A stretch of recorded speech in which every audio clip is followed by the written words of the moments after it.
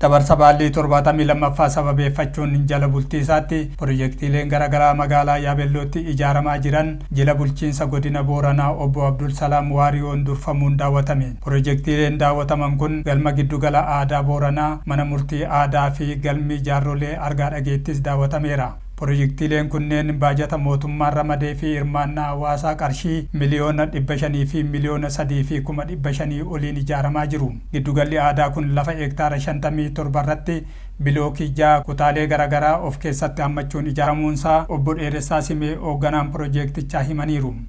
Piroojeektiin qubii curraa kun yaa'u parsantii 86 jira. Bilookota 7 of keessaa qaba. Riseepshinii, reestooraantii, muuziyeemii fi galma abbaa gadaa qaba. Piroojeektonni kun faankishinii mataa isaanii qabu. Fakkeenyaaf akkuma seensarraa seennu riseepshiniin jira. Riseepshiniin maal of keessaa qaba jedhame laabraarii of keessaa qaba, biiroolee garaagaraa of keessaa qaba.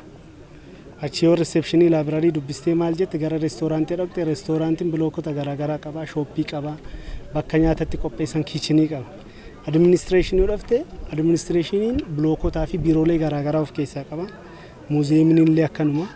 Muuziyeemii akkuma dura seentanii argitan kana sarkulaariidha. Aadaa Booranaa wantoota mul'isuuf keessaa qabachuu.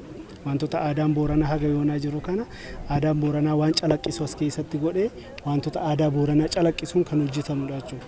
Akkuma inni biloogiin inni atto'an kun immoo galma abbaa gadaadha. Galma abbaa gadaa biiroolee garaagaraa qaba. Bakka ciisicha abbaa gadaa qaba.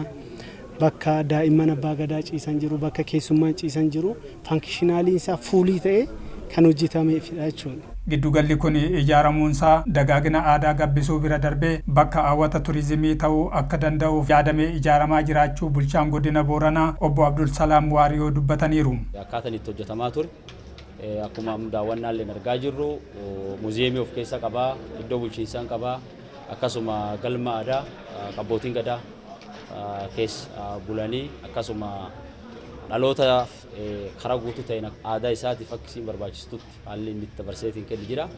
Waliigalatti hardhaa jala bultii sirna walirraa fuudhinsa baallii gadaa Booranaa yeroo kabajinutti daawwannaa kan taasisuun kenna adda taasisaa jechuudha. Manni murtii aadaa ijaaramee sadarkaa xumuraarra jiru kunis haqa uummataa baasuu keessatti shoora guddaa kan qabu ta'uu kantiibaan magaalaa Yaabelloo obbo Boruu Diidaa dubbataniiru. Nama horii wal saame kan iddoo ragaan hin jirretti horii walirra fuudhu akkaataan isaan itti asitti ilaalanii man murtiitiin ha dubbiin argamuu dadhabe ragaan dhossanii sobaan dubbiin argamuu dadhabe jaaroolee kan biratti akkaataan inni itti argame waan jiruuf kanum ilaallee uummatii magaalaa Yaabelloo dhugaa waan argateef jaarooleen kun gaaddisee ta'anii murtii kennan qabaachuu qabanii jedhanii piroojeektii kana asitti ijaaranii jiranii.